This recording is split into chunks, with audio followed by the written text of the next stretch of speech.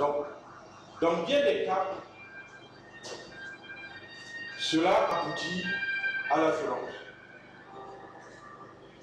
Il y a la spéculation que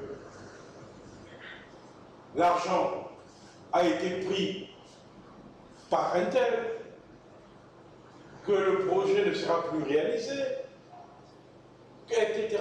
Voilà un aspect qu'on aura oublié en termes de ressources. Ensuite, il y a les ressources financières, à proprement parler. Bien souvent, on se dit qu'on a un bailleur. Mais on oublie un aspect important, c'est que dans certains contrats, il est exigé également une contrepartie de celui du promoteur du projet. Et cette contrepartie peut représenter un effort important à mobiliser. Là aussi, il faut faire très attention. Où trouverez-vous la contrepartie du projet, surtout lorsque cette contrepartie est traduite en termes d'activités administratives à faire? Or, vous n'avez pas l'équipe nécessaire pour réaliser cette comptabilité. Vous devez payer les gens, mais vous n'avez pas l'argent. C'est donc important. Ensuite, il y a les ressources technologiques pour certains projets. Vous voulez installer un projet quelque part qui nécessite une connexion permanente à Internet. Il faut s'assurer déjà qu'il y a une fibre optique peut-être qui arrive au lieu d'installation de ce projet, ou bien le réseau est fiable pour pouvoir avoir une connexion permanente. Voilà autant de questions sur lesquelles il faut faire attention. Cinquième étape, plus dans la phase de décision, il faut pouvoir comprendre la structuration interne du projet et son mode de gestion, c'est-à-dire la question de la gouvernance du projet. Est-ce que la gouvernance du projet est transparente et efficace? Est-ce qu'elle est arrimée à un certain nombre de principes de bonne gestion?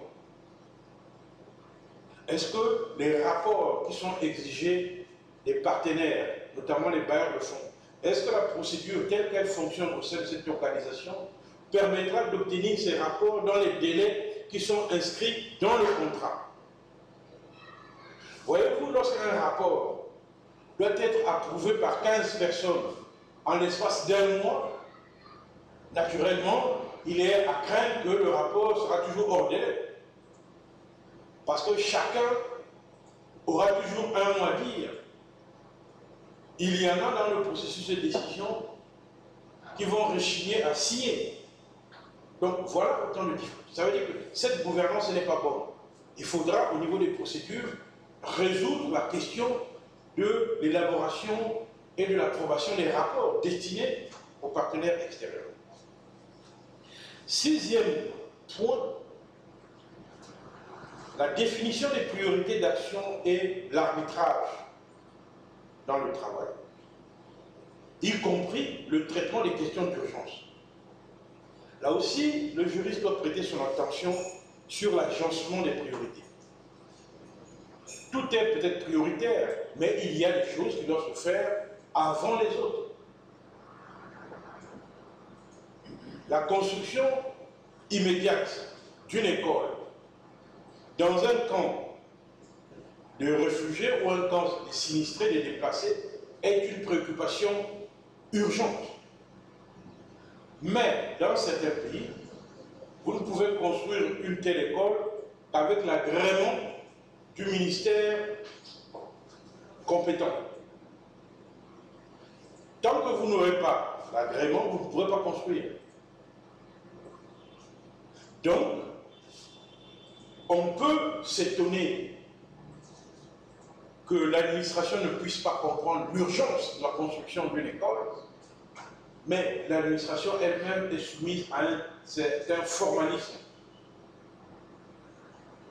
Et donc, le rôle du juriste, c'est de pouvoir anticiper ces difficultés administratives, ces difficultés procédurales, pour éviter que ce qui semble être prioritaire aux yeux des uns ne le soit pas forcément aux yeux des autres. Il y a des questions d'urgence, souvent qu'il faut traiter. L'urgence n'est pas une gestion ordinaire. Mais l'urgence peut être un facteur de déstabilisation. Il faut donc que le juriste intègre les paramètres de l'urgence et puisse indiquer clairement qu'est-ce qu'on fait si telle situation d'urgence devrait arriver. Septième point, la planification. La planification ainsi que le rôle de coordination de cette planification. La question de la planification et de la coordination relève de la gestion stratégique et opérationnelle du projet. Mais ceci doit être encadré. Le coordonnateur national doit pouvoir s'adresser aux responsables de l'équipe locale et non pas à son adjoint, ce qui peut générer des frustrations.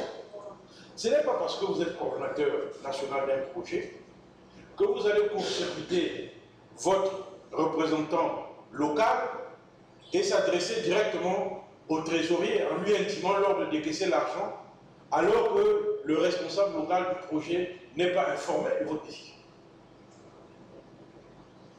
Donc, la coordination n'est pas une dictature. La coordination s'inscrit dans le cadre d'un certain nombre de procédures qu'il faille respecter.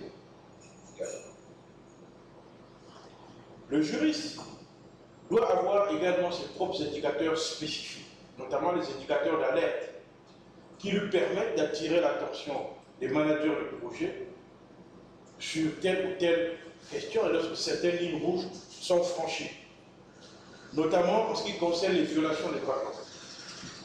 Beaucoup de projets de développement, croyant apporter le bonheur à telle ou telle population, souvent deviennent source de malheur, provoquent plus de dommages qu'elle apporte véritablement de solutions au problème.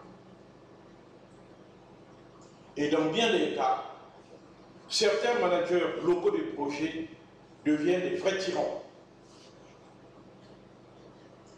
On a vu des chefs de projet locaux avoir des comportements indélicats avec des jeunes filles dans le projet, devenir de vrais escrocs et parfois jusqu'à compromettre totalement le projet. Et là encore, le juriste doit pouvoir alerter la hiérarchie lorsqu'il y a des violations des droits de l'homme. Notamment, l'une des violations patentes, le non-paiement des salaires. L'argent est décaissé au niveau de la coordination nationale. Le coordonnateur local qui reçoit l'argent ne veut pas payer à la date prévue parce qu'il estime que tel ou tel personnel devra d'abord nous faire allégeance avant d'être payé. Donc, toutes ces questions peuvent être dangereuses parce que ça peut finir devant un tribunal. Et donc nuire à l'image du projet. Neuvièmement, suivre l'exécution du projet à travers les indicateurs. Le juriste lui aussi doit participer au suivi du projet. Parce qu'il y a des questions qui méritent des réponses au juriste. Et donc, il faut qu'il soit au courant des missions de suivi. Le juriste n'est pas celui qu'on informe à la dernière minute ou à 1 heure du voyage pour aller inspecter telle ou telle installation. Il doit être préalablement informé de la mission et de l'objet de la mission pour qu'il puisse à son tour se préparer. Parce qu'il peut arriver que pour telle inspection sur le terrain, il lui faut parfois apprendre quelles sont les règles particulières. Si vous allez faire une inspection sur le terrain et que cette inspection touche des questions liées au droit minier, prenez un exemple. encore il faut que le juriste puisse se remémorer ce que prévoit le droit minier du pays. Parce que le juriste n'est pas une encyclopédie. Tous les jours, il ne passe pas son temps à lire le droit minier. Et s'il est prévu une inspection, il faut qu'il soit informé à l'avance, de telle façon qu'il prendra le temps de se documenter pour mieux préparer la mission, parce qu'il aura eu le temps de se préparer pour connaître quelles sont les implications juridiques sur telle question minière. 10e point, coordonner et collaborer. Le juriste coordonne les aspects juridiques sous l'autorité du manager de projet, mais dans bien des cas, lorsque c'est un juriste interne, c'est également un collaborateur. Donc lui-même, ses propres prérogatives doivent être respectées en tant que collaborateur. 11e point, s'assurer du contrôle juridique du projet. Le contrôle peut être externe comme interne. Il y a, par exemple, certains projets de développement qui sont placés, je dirais, sous la surveillance des ONG et des médias, qui tous les jours publient des articles sur ce type de projet, parce qu'il s'agit par exemple des projets liés aux ressources naturelles, etc.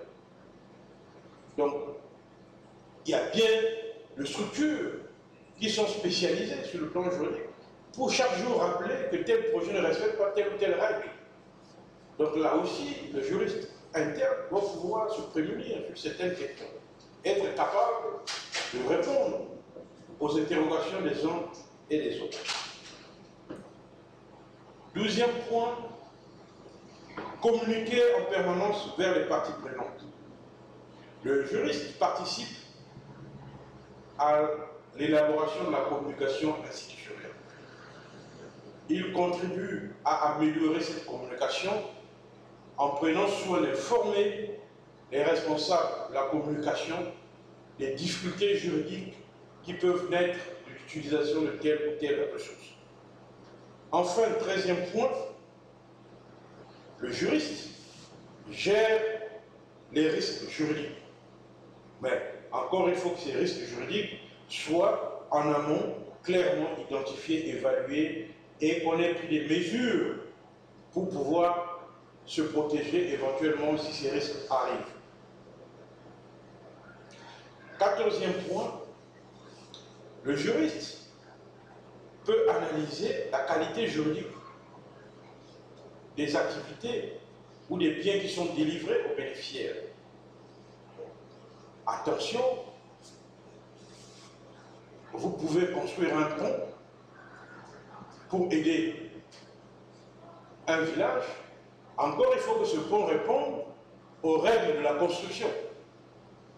Parce que bien d'ONG se disent « Ah, mais nous, on est venu pour les aider, on veut construire un pont parce que sans ce pont, ils n'arrivent plus à traverser la rivière, tout ça. » Tout ça, c'est bien, vous êtes animé d'une bonne intention.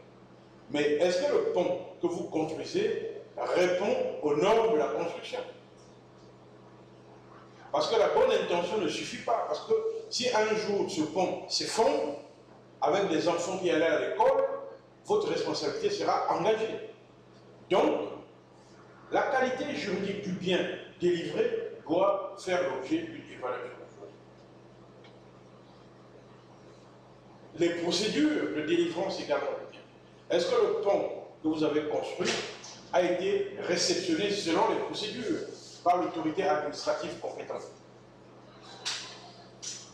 15e point, l'analyse des indicateurs juridiques de suivi. J'ai dit plus haut que le juriste devrait lui-même avoir des indicateurs juridiques spécifiques. Il doit donc pouvoir les analyser et les suivre. 16e point, analyser l'impact des risques juridiques sur le budget. Le juriste doit faire le travail de veille juridique.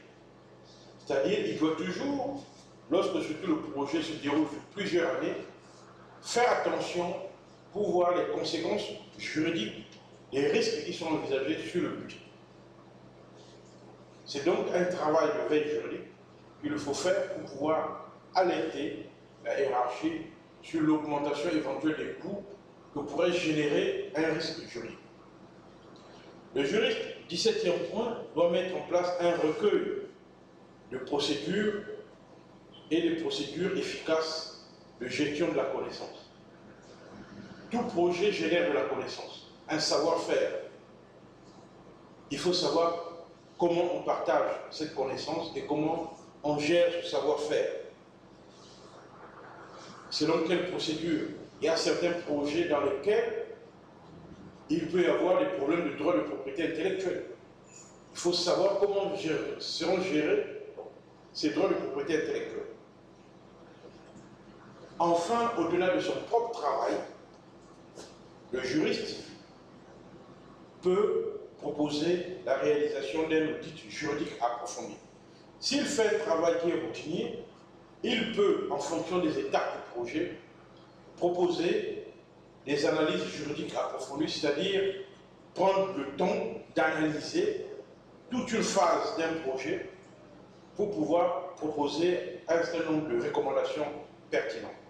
Voilà, je dirais, les éléments qui sont essentiels pour les missions du juriste au sein du projet.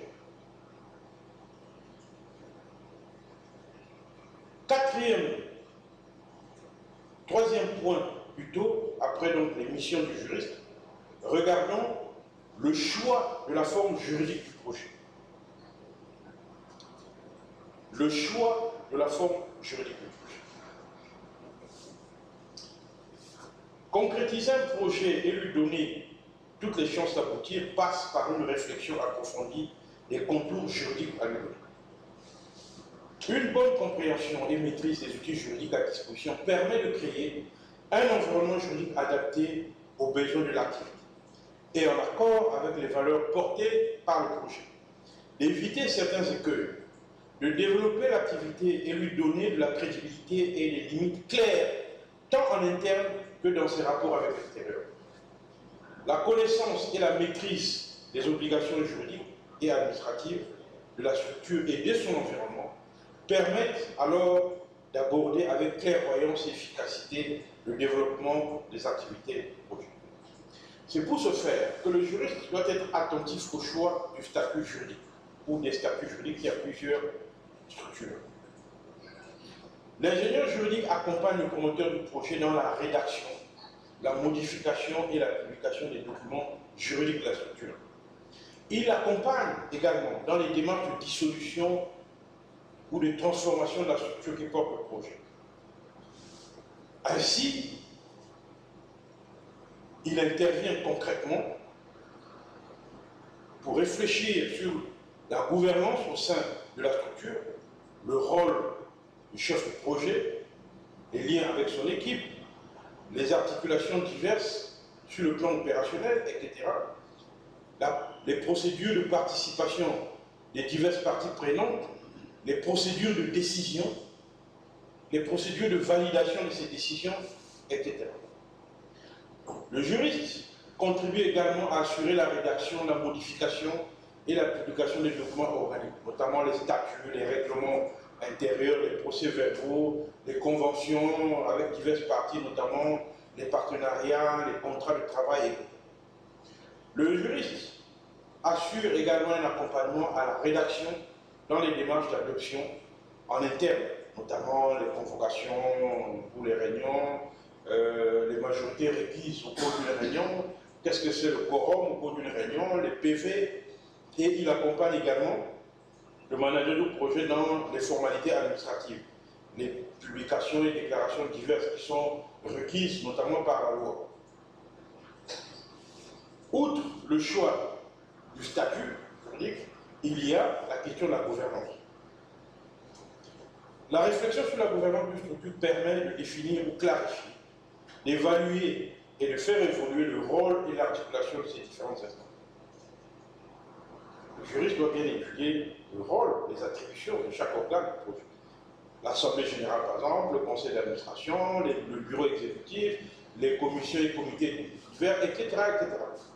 Tout ceci dans le but de dynamiser ces instances et de les rendre plus efficaces. Ainsi, concrètement, la réflexion sur la gouvernance doit porter notamment sur la description et la formalisation des rôles attribués à chaque instance, y compris leur composition et fonctionnement. Deuxièmement, l'efficacité des réunions et les modalités décisionnelles. Lorsqu'on parle de modalités décisionnelles, il s'agit par exemple des votes et des majorités nécessaires pour les votes. Il faut savoir qui et comment décide-t-on. Le juriste peut également contribuer à la mise en place d'outils concrets de dynamisation, notamment les tableaux de suivi des décisions, les divers calendriers, les tableaux de suivi des obligations légales et institutionnelles. Par exemple, lorsque le projet doit s'acquitter des impôts et diverses taxes, il faut bien connaître les dates, les échéances prévues pour pouvoir les payer à temps et éviter les pénalités. Le juriste peut également veiller au degré de participation des travailleurs à la gestion de la structure, y compris les implications de la gouvernance sur leur propre contrat. Donc, c'est des questions qui sont très, très importantes. Après donc avoir abordé toutes ces questions dans ce premier chapitre, nous allons passer au chapitre 2 et voir quels sont les domaines ouverts et les services offerts par l'ingénieur juriste.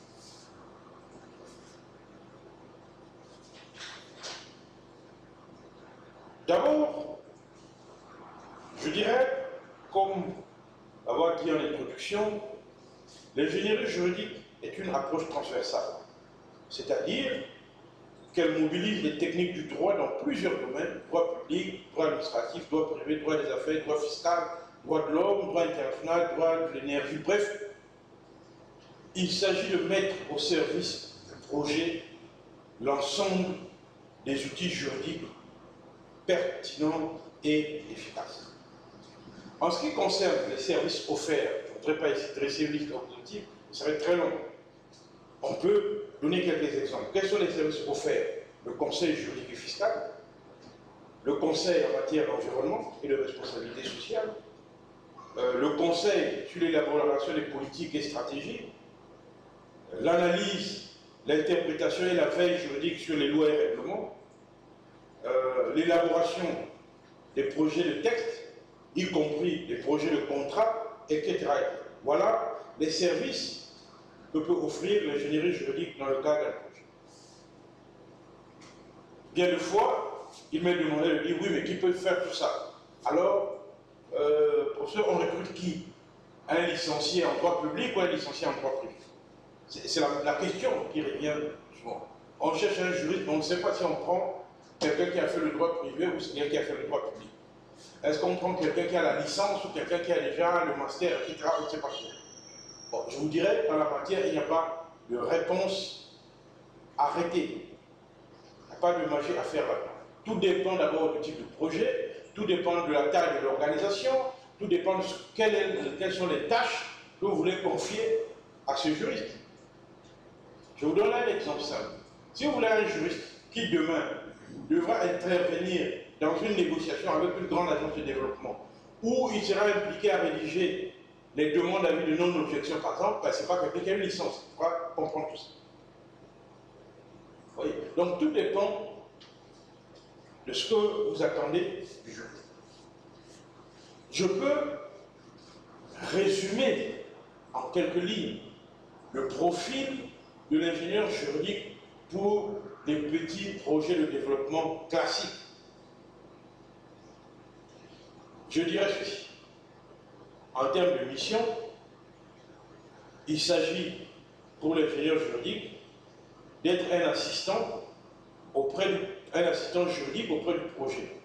Et sa principale mission, c'est le suivi, l'analyse et le suivi des risques juridiques.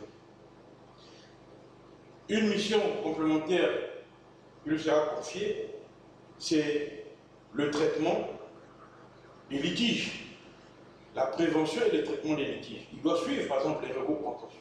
Lorsque l'organisation est attaquée en justice, comment préparer le travail avec les avocats, etc., préparer les dossiers, parce que les avocats ne sont pas toujours au fait des dossiers et de l'organisation, parfois ils connaissent très mal le projet. ils ont tendance à appliquer des solutions toutes faites à tout projet, et le rôle du juriste interne serait de les orienter sur tel ou tel élément. Ensuite, l'on pourrait dire que le juriste que vous recrutez est celui qui vous assistera pour défendre vos positions lors des diverses réunions, assemblée générale, conseil d'administration, réunions avec les bailleurs, etc. Qu'est-ce qu'il pourrait avoir comme compétences techniques? Je dirais, là je prends des exemples assez simples. Il faut qu'il y ait quand même un minimum de connaissances réglementaires et législatives en lien avec le projet. Si le projet porte sur la forêt, il faut quand même que ce soit quelqu'un qui connaît le droit forestier du pays. Ça, c'est un minimum. Ensuite, il faut que très rapidement que le juriste connaisse aussi le fonctionnement de votre organisation, pour qu'il puisse en temps utile réagir et savoir que c'est X qui devait plutôt prendre la décision et non Y. On pourrait adjoindre les compétences transversales. Il faut qu'il soit capable de mener des analyses relatives au projet de développement. Il faut qu'il soit capable de rechercher, d'identifier, exploiter, synthétiser les informations juridiques pour pouvoir vous préparer des notes adéquates, etc. Et je dirais, sur cette question, il faut en fait qu'il soit capable de mobiliser l'expertise juridique. La mobilisation de l'expertise juridique doit se faire non seulement par les connaissances qu'il a, mais par le renforcement des capacités. L'on peut recruter un juriste qui n'a pas un niveau élevé, mais il faudrait bien alors renforcer ses capacités. C'est-à-dire, il doit suivre certaines formations spécialisées, il peut participer à des réunions, à des conférences, etc., pour pouvoir disposer des connaissances utiles à la gestion juridique du projet. Donc, tout ça pour se concevoir, mais encore il ne faut pas oublier que tout ceci doit être budgétisé. Parce que s'il doit aller participer à un séminaire à l'étranger, il faudrait bien payer un billet d'avion, le séjour, etc. Donc, il n'y a rien pour rien. Tout ça peut être intégré dans le budget. Venons-en au troisième chapitre sur la méthodologie de l'ingénierie juridique des projets. Quelle est la méthodologie de l'ingénierie juridique des projets? Bien souvent, la question revient à savoir, oui, bon, mais on a un juriste, on ne sait pas trop comment on travaille avec lui, il est fermé, bon, il pond des notes, mais nous, on ne comprend pas ce qu'il a écrit. Bref, la communication est souvent difficile. Alors, il faut travailler cette question des rapports avec le juge. Et c'est dans les deux sens. Le droit est un langage particulier, avec des concepts et des expressions qui sont spécifiques souvent. Il ne faudrait pas donc reprocher aux juristes d'utiliser la langue du droit. Parce qu'il ne peut pas faire autre chose qu'utiliser la langue. Lorsqu'il s'agit d'un appel d'offres, on dira que c'est un appel d'offres, on ne pourra pas faire autrement. Mais lorsqu'il s'agit d'un appel à préqualification, on dira que c'est un appel à préqualification parce que ce n'est pas un appel d'offres. Voilà. Donc, ce type de langage est propre au langage juridique relatif au projet. Chaque concept renvoie bien souvent à une réalité juridique qui est derrière. Mais, de même, le juriste lui aussi doit faire l'effort de comprendre le langage manager du projet. C'est important pour qu'il puisse agir en conséquence. Donc, en ce qui concerne la méthodologie, il y a d'abord les questions préliminaires et exploratoires. Il faudra déblayer. Premièrement, la pertinence juridique. La pertinence, quelle est la pertinence juridique du projet? C'est une question essentielle. Dès le départ, on doit en discuter. Parce que cela conduit souvent après à des conflits. La pertinence juridique, c'est-à-dire la raison d'être du projet, est-elle juridiquement fondée? Quels sont les éléments juridiques qui justifient, sinon légitiment, le projet? Vous voulez mener un projet, mais La question c'est que est-ce que le droit vous permet de faire ce projet? Est-ce que le droit du pays vous autorise à faire ce que vous voulez faire? Parce que vous pouvez avoir la bonne intention de faire quelque chose dans un secteur réglementé et vous n'avez pas l'agrément pour faire ça. Alors vous n'allez pas vous investir pendant des mois à élaborer un projet pour découvrir à la fin qu'il vous fallait avoir un agrément et que cet agrément, vous ne pouvez pas l'avoir parce que pour avoir cet agrément, il faut avoir fait d'abord telle procédure préalable. Et cette procédure exige d'attendre 9 mois. Oui, vous êtes surpris et déconcerté. Dans certains domaines, parfois on vous demande d'avoir un diplôme requis pour exercer. Vous voulez créer un centre de santé, mais vous n'avez aucune connaissance en santé publique ni en médecine. Comment allez-vous obtenir un agrément? Puisqu'on vous demandera, oui, vous voulez créer un centre de santé, d'accord, bon. Qui est l'animateur principal de santé? Quel est le médecin? Quelle est sa qualification? Vous voyez? Donc, ce sont des questions qui doivent être traitées dès le départ. Deuxièmement, la faisabilité juridique. Les objets visés peuvent-ils être légalement atteints?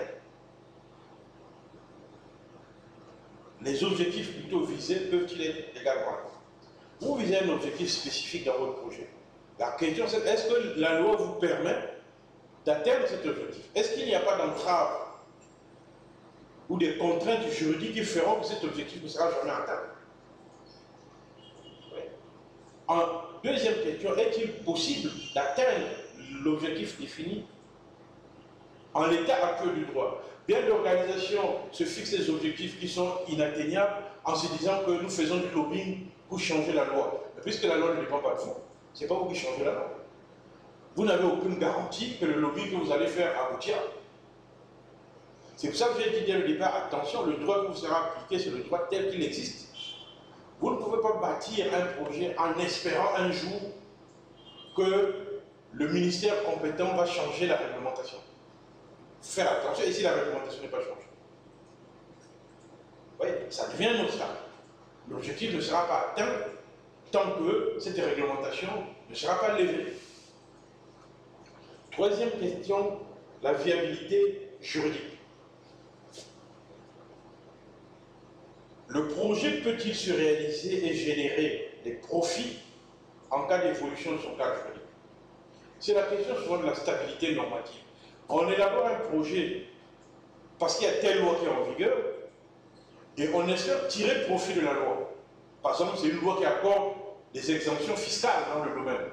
On fait donc un projet en espérant que ces exemptions fiscales seront maintenues. Le problème, c'est que tout ça ne dépend pas de vous. Vous faites votre projet, le projet démarre et le gouvernement décide de retirer les exemptions fiscales sur lesquelles vous avez bâti toute votre stratégie. Vous vous retrouvez dans un problème. Vous voilà maintenant devant l'administration fiscale en voulant négocier des exemptions qui n'existent plus légalement. Ce projet n'est pas viable sur le plan juridique. Parce que vous avez fait un calcul sur quelque chose qui ne dépend pas de vous. Quatrième point, l'organisation juridique. Le promoteur du projet dispose-t-il des capacités juridiques et des ressources légalement nécessaires? Deuxièmement, le statut juridique de votre organisation est-il compatible avec les objectifs du projet? C'est la question de l'organisation. C'est très important ça. Vous êtes promoteur d'un projet, mais dans certains domaines, la loi impose que vous puissiez disposer des ressources nécessaires pour faire le projet. Or, vous n'avez pas ces ressources-là. Si vous n'avez pas ces ressources qui sont nécessaires au terme de la loi, vous n'aurez pas d'agrément. Votre projet sera même interdit. Donc, posez-vous là. Et ces ressources ne sont pas seulement financières. Ça peut être des ressources humaines. Ça peut être des ressources matérielles. Donc, il faut faire attention. Votre statut juridique vous permet-il de faire ce que vous voulez faire? Il y a certains domaines où l'on n'autorise pas les ONG d'agir. Il faut peut-être être une entreprise pour pouvoir agir dans ce secteur-là. Or, vous êtes une ONG, mais vous voulez vous substituer aux entreprises. Ce n'est pas possible. 5. l'efficience juridique. Quelles sont les incidences juridiques de la balance entre les coûts des investissements à réaliser et les profits escomptés? Là aussi, même s'il s'agit d'une modélisation financière, le juriste doit regarder.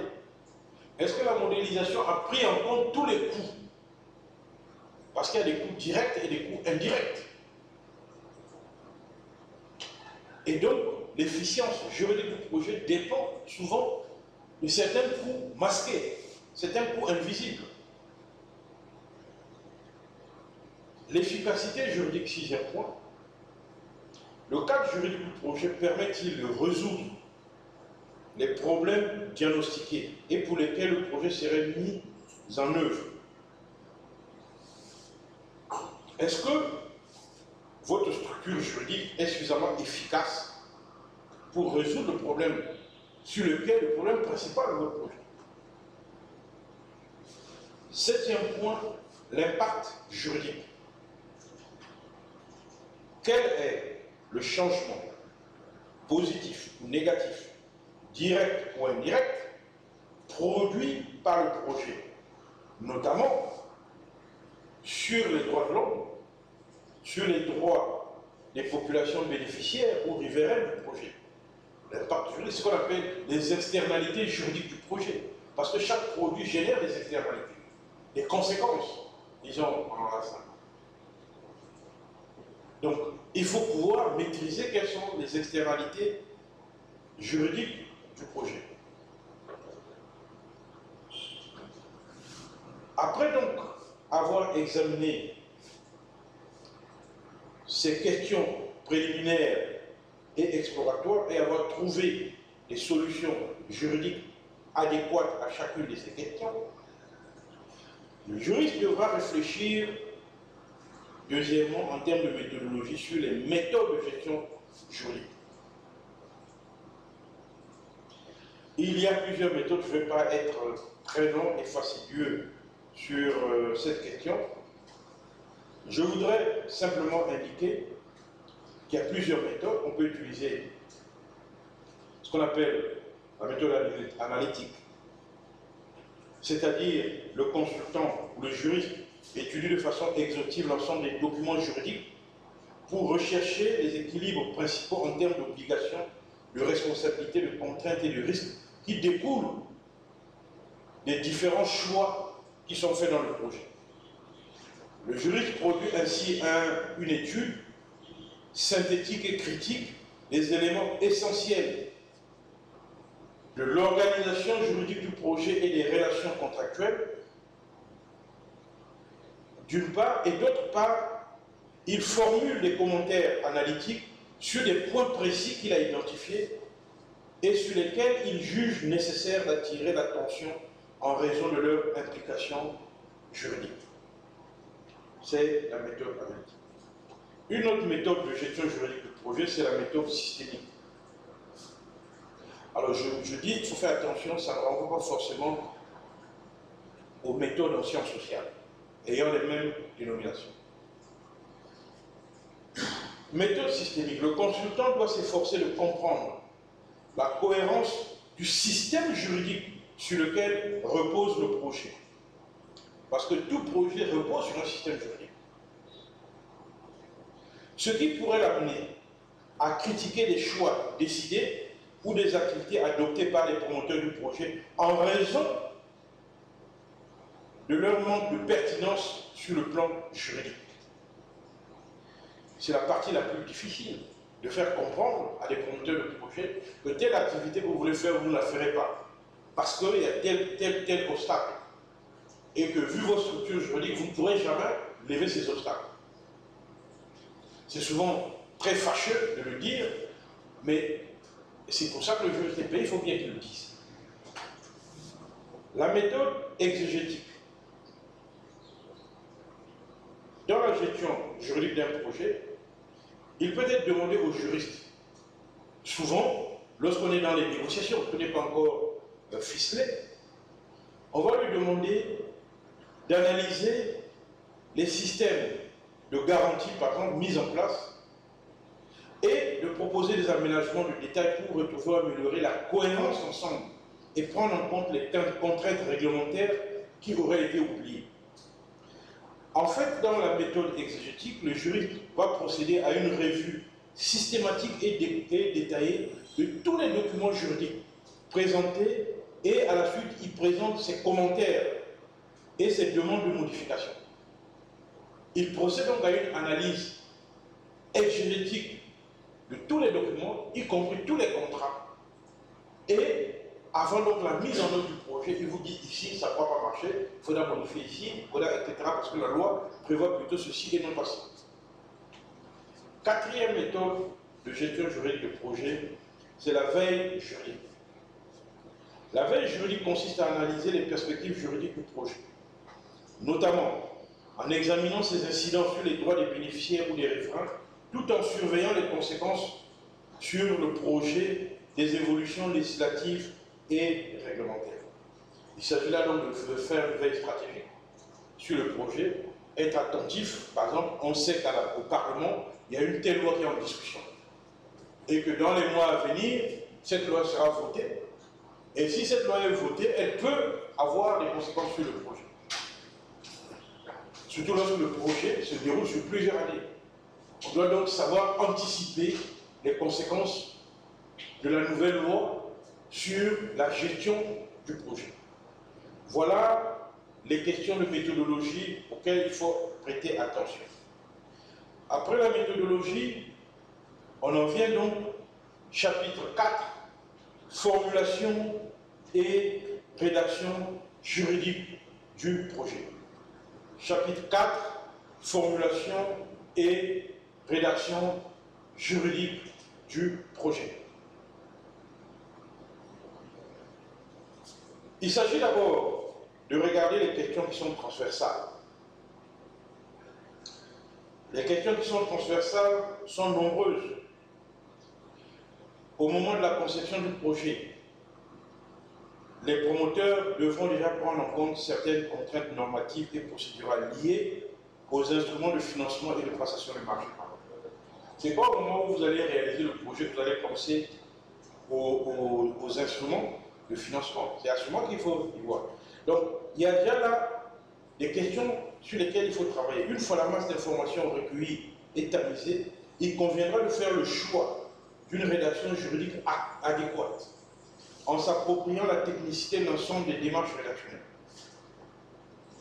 Dans ce cas, l'activité du juriste est souvent déterminante, mais elle ne doit pas brider l'inspiration de l'ensemble de l'équipe avec des formules savantes et superflues. Une fois passé le traitement des questions transversales, il faut regarder les questions d'identification, les questions des appels à proposition et les appels à manifestation d'intérêt. Les offres du développement venant des bailleurs de fonds internationaux et des agences de développement passent le plus souvent par des appels à proposition, des appels à manifestation d'intérêt, ainsi que divers types de soumissions. Ces appels s'inscrivent dans le cadre des politiques sectorielles ou thématiques promues par ces acteurs internationaux, qui mettent des financements à disposition des acteurs locaux, notamment de la société civile, pour réaliser des projets de développement. Ces appels peuvent être consultés sur les sites des divers organismes de développement. Troisièmement, les techniques de rédaction juridique du projet. La rédaction du projet est une activité déterminante pour sa réussite. En général, il est dit que le projet a débuté des objectifs clairement définis et exposés pour produire des résultats clairement définis. Un projet doit être réaliste, c'est-à-dire ces objectifs doivent être réalisables dans le temps imparti et au regard des ressources mobilisables. C'est pourquoi le juriste, dans la préparation des documents, doit veiller à la structure du projet, à l'identification des sources d'information et collecte de données, à la rédaction du document du projet et toujours vérifier le degré d'accessibilité des informations. Il doit se poser plusieurs questions au niveau de la rédaction. Je l'ai dit plus haut, au niveau de l'identification. au niveau de l'organisation juridique, au niveau des ressources, etc. Il doit pouvoir, dans un tableau, bien définir les buts, les objectifs et le contexte, y compris le public cible du projet. Il doit bien connaître le contenu du projet, ses diverses articulations et activités. Il doit pouvoir mieux définir la construction temporelle, spatio-temporelle du projet, c'est-à-dire où doit se réaliser le projet, combien de temps va durer le projet, quand le projet va-t-il finir. On doit réfléchir à l'organisation pratique. Quelle est la logistique qu'implique le projet? Quelle organisation matérielle est nécessaire? Il doit également veiller au montage financier, le coût global du projet, d'où vient le fonds, les questions liées à la transparence financière ou à les questions des flux financiers illicites. En ce qui concerne les partenaires, qui sont les partenaires? Quel est leur rôle respectif dans le projet? Comment va se déployer la coordination avec ses partenaires, y compris les moyens de vérification et de contrôle? Le jury doit réfléchir sur les moyens d'action. Existe-t-il des aides financières complémentaires pour le projet? Quel type de dispositif qui existe déjà que le projet devra nécessairement intégrer et à quelles conditions, etc. Les questions de communication. Comment se déroule la communication interne, mais également la communication externe du projet? Jusqu'où peut-on aller en termes de publicité et de marketing? Les questions d'évaluation et de suivi. Comment et à partir de quand évaluer le projet? Sur quel aspect, pourquoi? Quelles sont les suites qui seront données à chaque étape d'évaluation? Donc toutes ces questions devront être examinées par le juriste. C'est ce qu'on appelle les techniques de rédaction juridique du projet, où il doit veiller à ce que tout ça figure dans les documents de projet. Chapitre 5, la question du risque juridique dans le projet. Je l'ai dit en introduction, dans tout projet, il y a toujours des risques juridiques. Donc la question n'est pas de se mouvoir sur les risques juridiques. La question c'est comment on anticipe, comment on identifie, comment on traite éventuellement la question juridique. Si on ne peut pas traiter cette question, ces risques juridiques, comment on se prémunit contre le risque juridique? Par exemple, doit-on souscrire une assurance pour pouvoir se prémunir contre tel risque juridique? Quel type d'assurance? Vers quelle compagnie d'assurance? Parce que tout le monde n'a pas la même taille, n'assure pas de la même façon, et pour le même risque. Donc, ça, c'est des questions qui sont inhérentes à tout. Donc, le juriste doit comprendre l'enjeu de la maîtrise des risques juridiques. Le juriste est celui qui doit maîtriser la responsabilité du fait personnel, qui doit maîtriser la responsabilité du fait des personnes dont on doit répondre. Mais il y a aussi les questions des dommages nés de l'activité dont je suis le promoteur. C'est pourquoi l'on dit que le risque juridique est un risque inhérent à tout projet. Il est vrai qu'il y a des risques plus dangereux que d'autres. La question est de savoir comment on les identifie. C'est là le vrai enjeu. Comment on a identifié, comment on a évalué le risque et qu'est-ce qu'on fait pour pouvoir se prémunir contre le risque.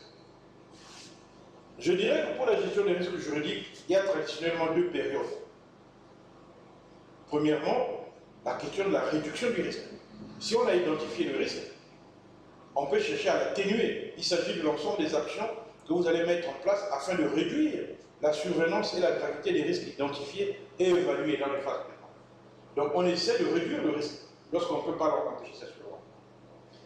Il y a également, deuxième phase, le risque résiduel.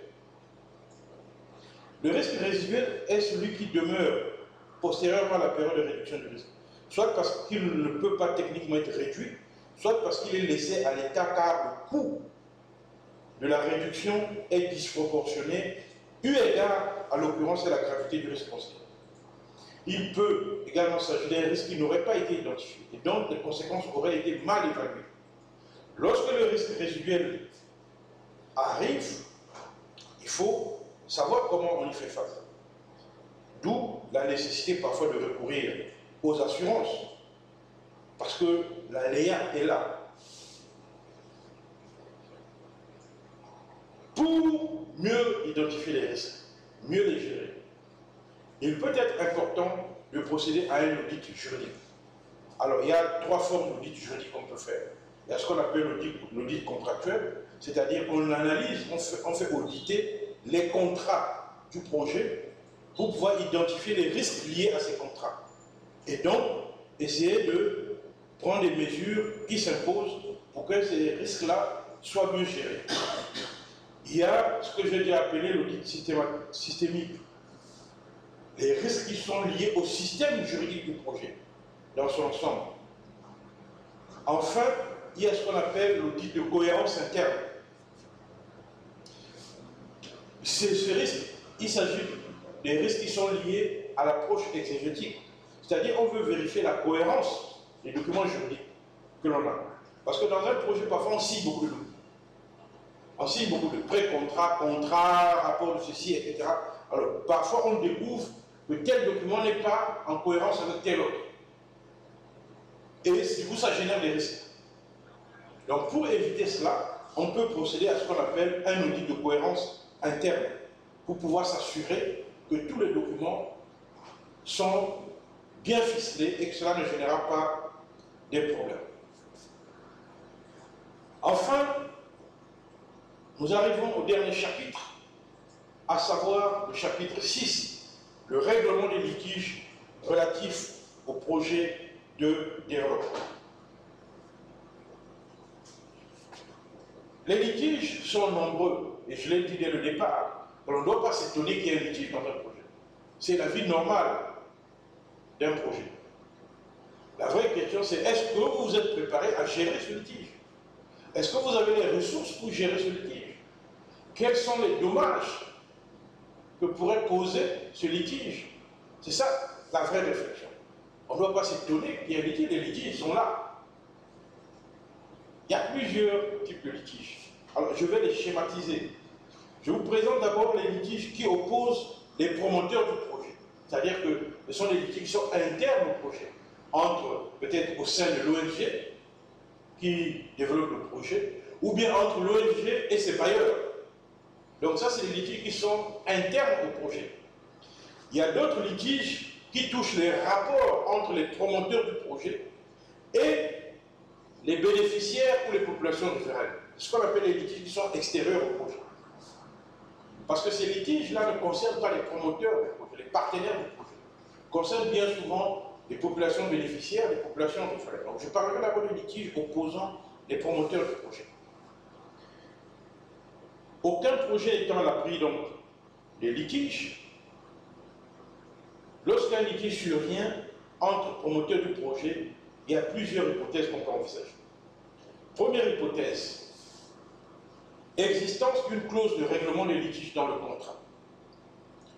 Lorsqu'on signe le contrat, on peut prévoir ce qu'on appelle une clause compromissoire. C'est-à-dire, on met une disposition dans le contrat, dans l'accord au projet, qui prévoit déjà, avant que le litige n'arrive, comment les litiges seront réglés. C'est la clause de résolution des litiges, ce qu'on appelle la clause compromissoire.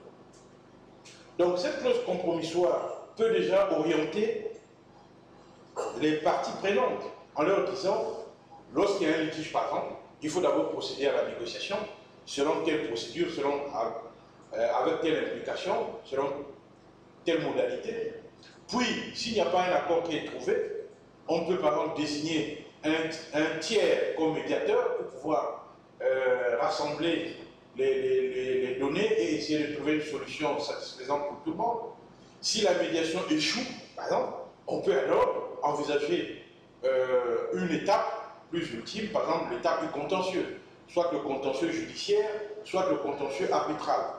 Donc la clause compromissoire peut déjà prévoir ça. Donc la question ici de savoir c'est comment bien rédiger une clause compromissoire.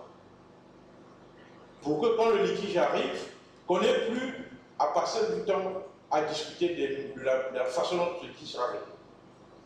La deuxième hypothèse, c'est l'inexistence d'une clause compromissoire. Lorsqu'il n'y a pas de clause compromissoire dans les documents du projet, qu'est-ce qu'on fait? Alors, généralement, on essaie de négocier pour trouver une solution. Mais à défaut d'une négociation, ou lorsque celle-ci n'aboutit pas, alors il reste quoi aux parties? Les parties peuvent choisir soit de saisir le tribunal compétent en fonction des règles de droit qui attribuent la compétence. Attention, la compétence, ce n'est pas vous qui décidez de la compétence du tribunal. Le tribunal a une compétence définie par la loi. Par exemple, si le litige porte sur un immeuble, le tribunal compétent est le tribunal du lieu où se situe l'immeuble. Vous voyez? Et il ne faut pas oublier que la notion d'immeuble en droit est une notion large. Il y a même des immeubles par définition. Donc il faut faire très attention sur le concept d'immeuble. Immeuble, ce n'est pas forcément un bâtiment. On peut aussi décider de saisir un tribunal arbitral sur la base d'un compromis, ce qu'on appelle le compromis juridictionnel. Au lieu d'aller vers le juge judiciaire, le juge de l'État, on décide de mettre en place un arbitrage, qui peut être un arbitrage privé. Troisième hypothèse, lorsqu'il s'agit des projets qui ont une relation avec les investissements, et souvent dans des projets où il y a un acteur privé qui investit dans un État. Et si cet État a signé un certain nombre de textes, notamment la Convention de Washington du 18 mars 1965, qui prévoit la création d'un centre international de règlement des différends relatifs aux investissements. Alors, si tel est le cas, ce qu'on appelle le CIRDI, la partie lésée, la partie privée lésée, l'investisseur étranger peut saisir le CIRDI et déclencher ainsi la procédure de règlement du litige par le CIRDI. Donc vous voyez, il y a plusieurs formules. Mais dans chaque situation, le juriste réfléchira pour voir quelle est la solution pertinente et la moins coûteuse. Et quelle est la solution juridique qui permet tout de même d'assurer le fonctionnement du projet en entendant la résolution du litige. Car il ne faudrait pas qu'un litige vienne bloquer le projet. On voit certains projets qui sont arrêtés depuis des mois parce que l'affaire est en justice. Donc, on doit réfléchir sur le choix de la procédure de règlement de litige. À côté donc de ces litiges qui sont nombreux et variés concernant les partenaires promoteurs du projet, je voudrais maintenant parler des litiges qui opposent les promoteurs du projet aux bénéficiaires ou aux riverains du projet. Alors, c'est un cas qui devient de plus en plus fréquent. Les litiges opposant les promoteurs des projets de développement aux bénéficiaires et aux riverains sont devenus très nombreux, notamment avec les exigences de la prise en compte des dimensions sociales et environnementales des projets. Nonobstant le fait que ces litiges soient susceptibles d'être portés devant les tribunaux internes du pays, l'on constate cependant une difficulté. C'est que dans beaucoup de ces projets, vous avez des bailleurs de fonds internationaux qui sont impliqués, notamment la Banque mondiale et la Banque africaine de développement. Or, on ne va pas traîner finalement la Banque mondiale devant le tribunal interne de l'État, compte tenu de son statut juridique, des immunités, etc. Donc, que faire? Donc, outre le fait que j'ai dit pour certains projets, les riverains ou les bénéficiaires peuvent porter plainte devant le tribunal interne de l'État. Je dis ça, c'est une hypothèse traditionnelle, classique. Si cela est permis, ils peuvent le faire, sous réserve, je dirais, des immunités accordées à tel ou tel partenaire dans le projet. Mais, à côté de la compétence et juridiction interne du pays, il y a aussi une justice spéciale pour les projets de développement. Cette justice spéciale, ce qu'on appelle les panels d'inspection. Il y a un panel d'inspection de la Banque mondiale et le mécanisme indépendant d'inspection de la Banque africaine de développement. Il s'agit donc, je dirais, entre guillemets, des procédures spécialisées de règlement de litige en matière de projet de développement. Ces procédures spécialisées concernent les litiges qui naissent entre les promoteurs de projets et les bénéficiaires ou les riverains. D'abord, le panel d'inspection de la Banque mondiale. Le panel d'inspection de la Banque mondiale est un instrument indépendant pour le règlement des litiges nés de la mise en œuvre de projets financés par la Banque mondiale. Le panel a été créé par la résolution 93-10 de la Banque mondiale du 22 septembre 1993. Il s'agit d'un organe subsidiaire du conseil d'administration de la Banque mondiale. Cette résolution a fait l'objet de 2 amendements, d'abord en octobre 1996, puis en 1999. Ces amendements ont permis d'ajuster les règles de procédure du panel d'inspection. On peut donc dire que le panel aujourd'hui est habilité à recevoir les demandes d'inspection. Je dis bien les demandes d'inspection. Émanant, alors lorsque je parle de demandes d'inspection, je parle de plaintes. C'est un langage. On n'a pas voulu mettre les plaintes parce que la Banque mondiale n'est pas un tribunal. Les demandes d'inspection émanant des personnes qui estiment que leurs droits ou leurs intérêts sont ou risquent d'être directement lésés par suite d'une action ou d'une omission de la banque résultant de la non-application par celle-ci de ses propres règles et procédures lors de la conception, de l'évaluation et ou de l'exécution d'un projet qu'elle finance. Ce panel d'inspection est composé de 3 membres de nationalités différentes, nommés pour un mandat de 5 ans. Le panel est un organe d'investigation qui agit en toute indépendance pour contribuer à mettre les opérations de la Banque mondiale en conformité avec ses politiques et procédures. Je voudrais donc vous rappeler que lorsque la Banque mondiale finance ces projets doivent se conformer aux politiques, qu'on appelle les politiques et les procédures opérationnelles de la Banque mondiale. Elles sont nombreuses, ces politiques et ces procédures opérationnelles. Je ne vais pas vous les détailler ici, je vous renvoie au site de la Banque mondiale. Donc, tout projet de la Banque mondiale doit être conforme au droit de la Banque mondiale, parce qu'il y a un droit, entre guillemets, de la Banque mondiale qui encadre la gestion juridique des projets financés par la Banque mondiale. Déjà, il faut comprendre ce droit, il faut le connaître. Ce n'est pas un droit facile. Ensuite, lorsqu'il y a des plaintes des bénéficiaires ou des riverains, c'est en fonction donc de ce droit particulier de la Banque mondiale que la question sera examinée. Alors, indiscutablement, l'innovation la plus décisive de ce mécanisme est de permettre aux individus d'exercer directement un certain contrôle sur les projets. Parce que c'est ça, les bénéficiaires et les riverains ne sont pas les laissés pour compte. Ils doivent être fiers des projets qui leur apportent beaucoup de choses, mais ils doivent également dénoncer des comportements qui sont inadmissibles. Donc, le panel, lui, il est indépendant. Et le panel n'est pas lié par quoi que ce soit. Il y a donc là un élément important. Alors, quelles sont les conditions de recevabilité devant le panel? La résolution de 1999 fixe dans son paragraphe 9 6 conditions de recevabilité. Il faut que ces conditions soient respectées pour que votre plainte soit examinée par le panel. Si l'une de ces conditions venait à manquer, la plainte sera rejetée. Donc il faut être très attentif. Première condition, ça concerne d'abord les plaignants. Chaque plainte doit être déposée par au moins 2 personnes ou plus. En d'autres termes, un individu seul ne peut pas porter plainte pour un projet. Il faut qu'il y ait au moins 2 personnes qui se plaignent pour que la plainte soit recevable. Et les 2 personnes doivent avoir des intérêts ou des préoccupations sur le territoire à l'endroit où le projet se développe. Je prends un exemple.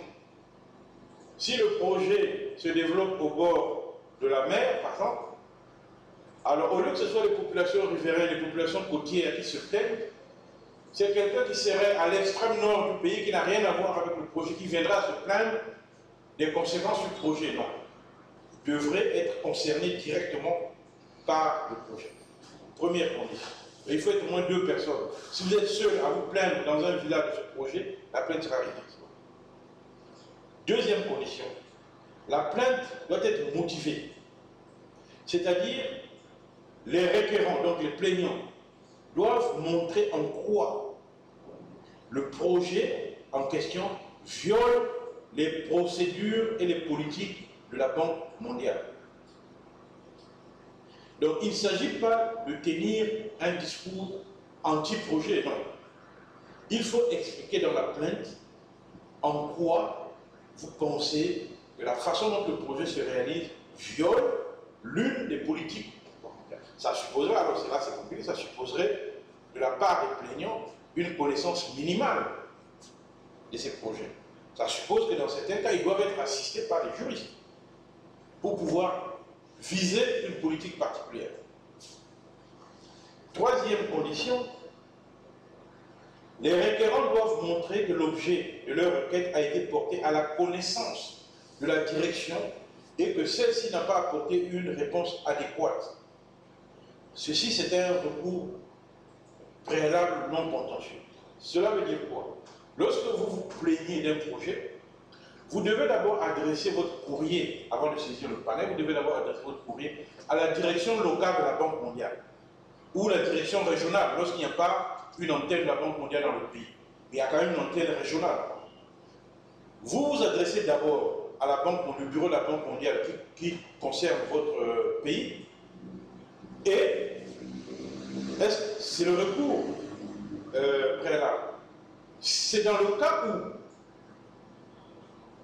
cette direction, au bout d'un certain temps, 2 mois à peu près, 2 à 4 mois, que cette direction ne réagit pas, ou bien que sa réaction ne vous donne pas satisfaction, que vous pouvez alors saisir le panel. Quatrième condition, la demande ne doit pas concerner les décisions des emprunteurs de la banque au sujet de la passation de marge. C'est-à-dire que vous ne pouvez pas vous plaindre auprès de la Banque mondiale du fait que le promoteur du projet a choisi par exemple telle entreprise. Non. La passation de marché exclut les plaintes. Parce que le promoteur est libre de recruter qui il veut. Sauf si dans la réalisation du projet, par que ceci, il y a des conséquences. Sinon, au niveau de la passation de marché, non. Pourquoi? Parce que dans bien des cas, les gens vont se plaindre qu'on n'ait pas recruté telle entreprise locale, alors que l'entreprise est implantée dans le coin, on peut aller chercher l'entreprise loin, c'est pas normal. Non, la passation de marché est exclue de la procédure du panel. Donc on n'a pas à se plaindre. L'entreprise est libre de recruter, l'organisation qui développe le projet est libre de recruter qui elle veut. Les seuls critères, est-ce que c'est une entreprise compétente, qui a une expérience, qui a une expertise, etc. etc. Voilà. Donc, il n'y a pas de recours sur la passation de marché. Cinquième point, les demandes ne peuvent concerner que les prêts en cours. Attention. C'est-à-dire que vous devez vous plaindre lorsque le prêt est encore en cours. Parce que si la Banque mondiale a déjà fini le décaissement de l'argent et que le projet est déjà terminé, ben, la Banque mondiale, le panel ne recevra plus votre plainte. On se plaint des projets qui sont en cours. Parce que ça peut mener la Banque mondiale à se retirer du projet, à suspendre le décaissement financier. Mais si l'argent avait déjà totalement été versé, c'est fini, le projet parfois même terminé, après vous venez vous plaindre, donc vous étiez où avant? Sixième point, le panel ne doit pas s'être déjà prononcé sur le sujet de la requête, sauf si le requérant démontre un nouvel événement ou une nouvelle circonstance inconnue au moment de la requête principale. C'est-à-dire, sur le même problème, il y a déjà eu une plainte. Par exemple, le panel avait déjà rejeté cette plainte. Vous revenez encore quelques mois après avec une autre plainte sur la même question. Non, la plainte ne sera pas examinée. Sauf si vous démontrez que depuis que la décision avait été prise, il y a eu telle nouvelle situation qui nous amène donc à déposer une nouvelle plainte. Si la requête est jugée recevable par le panel, les victimes pourront, à l'issue de l'inspection et du rapport de la Banque mondiale, espérer une réparation s'il y a eu violation des procédures. Alors, cette réparation peut prendre plusieurs formes. Ça peut être la restitution en nature, la satisfaction par la modification du projet ou la réparation financière normale. Deuxième type de juridiction, le mécanisme indépendant d'inspection de la Banque africaine de développement. Je dirais grosso modo que le mécanisme d'inspection de la Banque africaine de développement ressemble plus ou moins au panel d'inspection de la Banque mondiale. C'est quasiment la même chose. Les conditions, c'est qu'il faut toujours 2 personnes pour saisir le mécanisme indépendant d'inspection de la Banque africaine de développement. Il faut démontrer qu'il y a eu violation d'une procédure ou d'une politique de la Banque africaine de développement. Il faut démontrer que cette violation est susceptible, ou cette défaillance a causé, ou est susceptible de causer un préjudice. Il faut en plus démontrer que vous avez écrit à la direction locale de la Banque africaine de développement et qu'elle n'a pas pu régler le problème, qu'elle n'a rien fait, ou bien ce qu'elle a fait ne vous donne pas satisfaction. Donc, voilà les conditions. Alors, à la différence du panel d'inspection, le mécanisme indépendant exerce la double fonction de vérification de la conformité et de la résolution de problèmes. Il y a une mission donc de compliance, ce qu'on appelle la vérification de la conformité, et puis il y a une mission de résolution du litige au niveau du mécanisme. En ce qui concerne d'abord la compliance, c'est-à-dire la vérification de la conformité, le mécanisme se concentre sur les cas de non-respect des politiques et procédures opérationnelles lors de la conception, l'exécution, la supervision du projet de développement. Il s'agit, dans un projet qui est garanti ou financé par la banque, de se concentrer sur les cas de non-respect des politiques sociales et environnementales applicables. On doit donc s'assurer que le projet est conforme à la réglementation, au droit de la Banque africaine de développement. C'est ça la conformité. En ce qui concerne les litiges, donc, on est dans le même schéma que le panel d'inspection de la Banque mondiale. Là aussi, la Banque africaine de développement ne reçoit pas les plaintes en matière de passation de marché. Mais, à la différence de la Banque mondiale, la Banque africaine, dans le mécanisme indépendant de la Banque africaine de développement, ne reçoit pas les plaintes relatives à des cas de fraude ou de corruption, ce qui est assez étonnant d'ailleurs. Et le mécanisme indépendant ne reçoit pas également les plaintes relatives à des affaires qui sont portées devant le tribunal administratif de la Banque africaine de développement. Alors le tribunal administratif de la Banque, c'est un tribunal qui juge les litiges entre le personnel de la Banque et la Banque.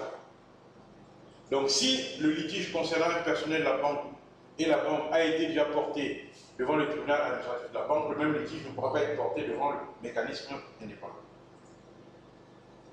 Ensuite, il y a d'autres conditions qui s'ajoutent. Il est également dit que le mécanisme ne peut pas recevoir les plaintes relatives à des affaires portées devant d'autres instances de recours judiciaires ou organes civils. C'est-à-dire que si vous avez porté l'affaire en justice, vous ne pouvez plus l'amener devant le mécanisme de la Banque africaine. Le mécanisme ne reçoit pas aussi les plaintes futiles ou malveillantes. Voilà. La définition n'est pas toute claire. Qu'est-ce qui est futile et malveillant? Les plaintes motivées par l'intention d'obtenir un avantage compétitif ne sont pas acceptées. Les plaintes sur des affaires déjà examinées ne sont pas aussi acceptées, sauf comme dans le cas de la Banque mondiale, il y a un élément nouveau. Les plaintes qui sont déposées 12 mois après la date d'achèvement du projet ne sont pas également acceptées. Les plaintes qui relèvent de la responsabilité de l'emprunteur ne sont pas également acceptées.